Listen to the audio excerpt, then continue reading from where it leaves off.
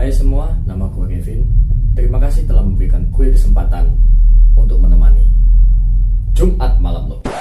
Wah, kemana aja kak? Wah, aduh, lama gak jumpa lupa nih. Gimana sih? Wah, kakak nih. Apa udah gak mau nih sama kita-kita?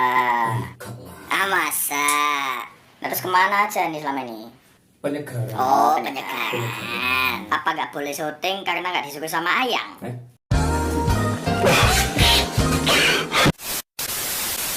Seperti yang kita ketahui bahwasanya setiap orang atau setiap kelompok yang secara sadar karena adanya suatu dorongan untuk membentuk suatu pergerakan atau perubahan yang berarti demi mencapai suatu cita-cita bersama, itu disebut sebagai organisasi. Nah, di dalam organisasi jelas akan dibentuk atau mungkin ada beberapa organisasi di seluruh dunia ini memiliki tanda pengenal.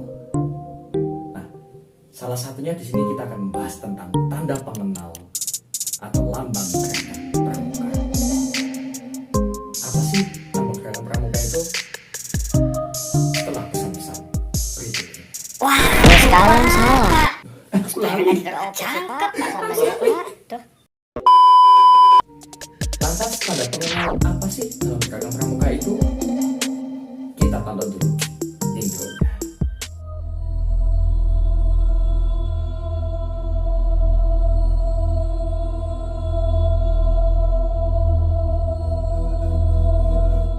Secara umum, setiap organisasi jelas memiliki tanda pengenal yang berfungsi sebagai identitas atau perlambang visi misi atau harapan dari suatu kelompok demi tercapainya cita-cita bersama. Nah, di sini juga berlaku demikian pada gerakan pramuka itu sendiri. Nah, salah satunya yaitu adalah lambang gerakan pramuka yang akan kita bahas. Lambang gerakan pramuka itu sendiri diciptakan oleh Sunarjo Atmodibowo. Beliau ini salah satu seseorang petinggi di Departemen Pertanian dan beliau juga seorang aktivis pramuka tentunya. Beliau lahir di Blora 29 Februari 1909 dan pada akhirnya beliau wafat pada tanggal 31 Mei 1979. Lalu lambang gerakan pramuka ini dipergunakan pertama kali pada 14 Agustus 1961. Ketika itu Presiden Insinyur Soekarno menganugerahkan Panji Gerakan Pendidikan Kepanduan Negara Indonesia kepada Gerakan Pramuka sesuai dengan keputusan Presiden Republik Indonesia nomor 448 tahun 1961. Lambang gerakan pramuka ini berbentuk siluet atau bayangan tunas kelapa. Dan dalam penjabarannya tentang lambang gerakan pramuka ini tertuang di dalam keputusan Partai Nasional nomor 06/KN/72 tentang lambang gerakan pramuka. Nah, dalam hal ini mengapa lambang gerakan pramuka itu harus tunas kelapa, teman-teman? Inilah pertanyaan kita semua. Ada apa dengan tunas kelapa?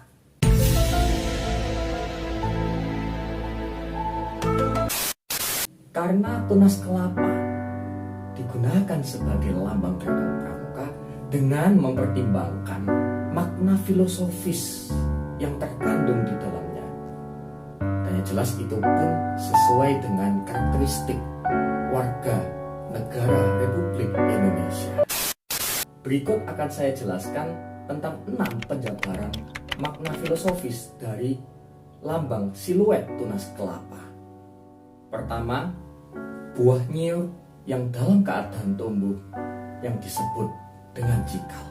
Istilah cikal bakal yang pertama kali dinyatakan di Indonesia itu berarti adalah penduduk pertama atau penduduk asli pertama yang ada di Indonesia yang menurunkan generasi baru. Jadi lambang tersebut mengkiaskan bahwasanya adalah setiap seorang pramuka itu adalah seorang inti dari suatu kelangsungan kehidupan berbangsa dalam suatu tatanan kenegaraan tersebut. Nah, di sini jelas digambarkan bahwasanya setiap anggota pramuka itu sendiri merupakan core atau inti di dalam suatu dan berbagai macam pergerakan yang sudah terjadi di era kemerdekaan di masa lampau. Dan oleh sebab itu, pramuka ini sangat berperan penting di dalam fungsi pergerakan dan fungsi penataan suatu tatanan negara yang disebut dengan Indonesia. Kedua, buah nio dapat bertahan lama dalam keadaan bagaimanapun juga. Istilah ini mengkiaskan bahwasanya setiap pramuka adalah seseorang yang sehat jasmani serta rohaninya, kuat dan ulet, yaitu rajin dan terampil jelasnya, serta besar tekadnya dalam menghadapi berbagai macam ujian, serta untuk mendharma baktikan dirinya untuk negara kesatuan Republik Indonesia. Di sini jelas bahwasanya setiap pramuka adalah seseorang yang sungguh sangat kuat pada prinsip serta pendiriannya. Maka dari itu, seorang pramuka di sini haruslah orang yang tetap teguh terhadap pendirian yang sudah dipegangnya sejak awal hingga sampai akhir hayatnya. Ketiga, nyiur dapat tumbuh di mana saja. Dalam istilah ini mengkiaskan bahwasanya setiap pramuka dapat dan mampu menyesuaikan diri di tengah-tengah masyarakat dan juga lingkungan serta dalam kehidupan berbangsa serta bernegara. Dalam hal ini, pramuka jelas dapat menyesuaikan diri dalam kondisi yang bagaimanapun juga, baik itu kondisi yang dapat membuat dia beruntung ataupun kondisi yang dapat dia cegah kalau dia merasa itu kondisi yang dirugikan atau merugikan bagi seorang pramuka tersebut. Maka dari itu, pada intinya di sini adalah seorang pramuka mampu dan harus fleksibel. Keempat, nyiur tumbuh menjulang tinggi ke atas. Istilah ini mengkiaskan bahwasanya setiap pramuka memiliki cita-cita yang tinggi serta mulia, dan yang jelas itu adalah cita-cita yang luhur.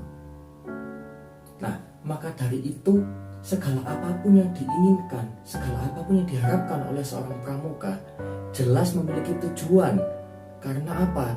Setiap pramuka dituntut dan diharuskan dia dapat menyesuaikan diri dalam berbagai macam kondisi. Apapun yang dia cita-citakan selalu dapat tercapai, dan itu guna untuk menjawab berbagai macam tantangan. Dan jelas setiap anggota pramuka di sini diharuskan dia tetap berpegang pada prinsip dan pendiriannya dia yang teguh. Kelima, agar nyiur tumbuh kuat dan erat di dalam tanah. Istilah ini mengkiaskan bahwasanya setiap anggota pramuka jelas memiliki pegangan dasar-dasar yang kuat serta landasan-landasan yang baik dan mulia guna untuk memperkuat dirinya dalam mencapai segala apapun yang dia cita-citakan.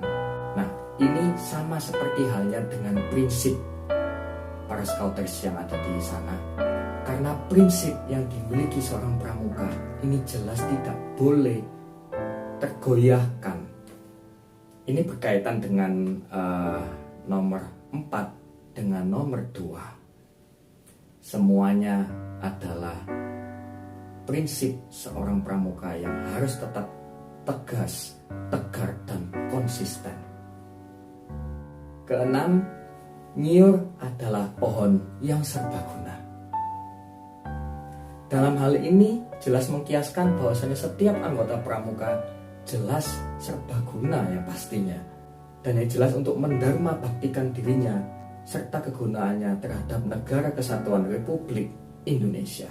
Nah, ini teman-teman, para anggota pramuka di sini harus serbaguna, efektif, efisien, dan yang jelas selalu siap apapun bila mana dia dibutuhkan dalam kondisi apapun. Dia selalu bisa. Nah, inilah fungsi yang sebenarnya dari seorang pramuka, yaitu serbaguna. Sebetulnya makna penjabaran di atas tadi itu semuanya saling berkaitan para scouters. Oleh sebab itu, penggunaan lambang gerakan pramuka ini sering digunakan dalam fungsi sebagai pendidikan karakter berbangsa. Salah satunya fungsi penggunaan lambang gerakan pramuka ini difungsikan sebagai yang pertama, identitas organisasi gerakan pramuka itu sendiri. Nah, yang kedua adalah untuk identitas keluarga. Yang jelas fungsinya di sini adalah sebagai sistem tata pengelolaan dan administrasi. Nah, masih banyak lagi penggunaan lambang gerakan pramuka ini dan beserta fungsinya, teman-teman. Karena lambang pramuka ini sering digunakan juga di setiap kali kegiatan. Ya, di setiap kali kegiatan apapun yang berkaitan dengan kepramukaan. Fungsinya seperti yang tadi sudah saya jelaskan, teman-teman, bahwasanya fungsi penggunaan lambang gerakan pramuka ini untuk metode pendidikan karakter, itu yang pasti. Nah, yang terakhir yaitu untuk penghormatan. Ya, ini mungkin banyak ya di berbagai macam website atau mungkin dari rekan-rekan pembina yang lain mungkin belum mencantumkan, tapi saya rasa penggunaan lambang gerakan pramuka ini yang jelas difungsikan sebagai penghormatan terhadap apapun. Contoh, penghormatan terhadap hari-hari kepramukaan, itu jelas pasti. Yang kedua adalah penghormatan untuk jenazah atau sosok yang membawa pengaruh besar bagi gerakan pramuka itu sendiri. Dan masih banyak hal-hal yang lainnya yang jelas maknanya itu dalam penggunaan lambang gerakan pramuka itu sangat bermanfaat buat setiap kehidupan gerakan pramuka maupun dalam kepramukaan. Terima kasih telah memberikan gue kesempatan untuk menemani Jumat malam.